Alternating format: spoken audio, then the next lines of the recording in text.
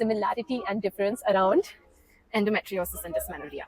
I'm very fortunate I'm not going through it now. Dysmenorrhea is basically when the shedding of the uterine lining is excessive and the uterine contractions are more than what it should do. And the contractions are very similar to labor pain. And that's what the doctor was telling me, that I was experiencing labor pain. And it was traumatic. Endometriosis, it can arise at any age. Age is not a factor. Generally, one of the fact check that I got introduced is early puberty is maybe one of the reason. So what happens with endometriosis is that, like she said, it's the shedding on the line, right? In endometriosis, the line that sheds, that tissue is being mimicked. It's not the same, it mimics, and it grows outside the uterus. So it has nothing to do within your ovaries or within your uterus. It just grows outside, and it can go anywhere in the body internally, to even your pelvis wall, and up to anywhere. And what happens is, because for women who are not aware or asymptomatic, what happens is this tissue starts growing because it doesn't have anywhere to shed. It's like a bubble and it starts growing. So it takes up to like 8 to 10 years to get diagnosed. Abroad in India, like a standard age could be like around 27 to 30. You can range it around somewhere there. You can understanding a certain pattern. So for me, in my teenage, when I just got it, like I told, was a very basic experience, discomfort, uneasy.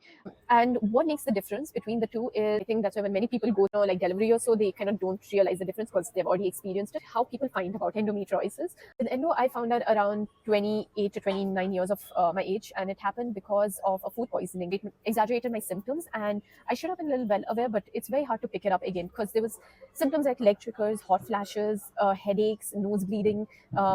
These things were there, but they only started arising around my 20s, not before that. But there are two ways to find out. One is either you're in emergency, you're in excruciating pain that you're fallen on the ground. And second, either you're trying to conceive, that they find out. Again, there's no gender with endometriosis. It happens to any living beings. There are guys who have also experienced this, but at a very short number. Is that endometriosis is not a lifestyle issue. It's not something like you say, okay, do these and this is how. It's only a pain management. And when I say pain management, something to reduce your triggers, something to reduce that you're going through, but there's no research or evidence shown that, oh, through diet and exercise it's reversible, like how PCOS or PCOD or dysmenorrhea works. It doesn't, I have not seen, at least I've not come across that.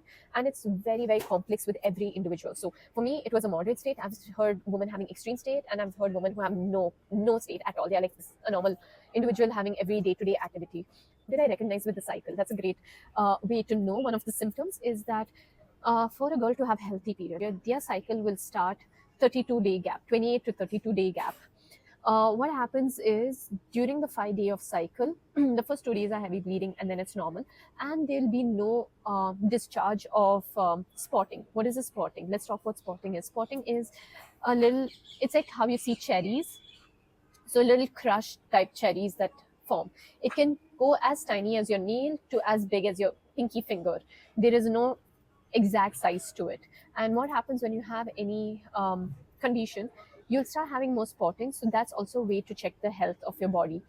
And I've had it as big as like pinky finger as well. Set the floor to Niranjana to ask, was it the same for you, and at what age did you find out? Before I get to that, I just want to say thanks, Shreya, for giving such a very nice, informative thing about endo. You definitely spoke about things which I myself did not know about endo, so that was very eye-opening and very informative. That it's very serious. I go for validation then, till I spoke to someone else, and then they explained to me like, yes, someone else also has the same feeling that you're feeling, and then I could be like, okay, I'm not the only girl that feels this way. There are people. You do have contractions like how dysmenorrhea has, so many people get confused with it too, which I thought was very important topic to bring the similarities, because even with endo you have contractions, which is very, very similar to like labor pain. In your 30s, it starts getting more relaxed. I think you start putting yourself first.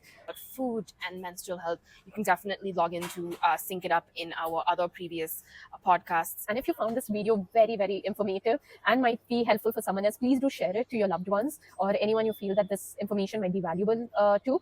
And yes, like Niranjana gave the gist, you can completely reach us out in the comment below or DM us. We are very, very happy to answer your questions, and we hope you stay tuned for our next episode as well. Till then, take care. Bye-bye. Bye.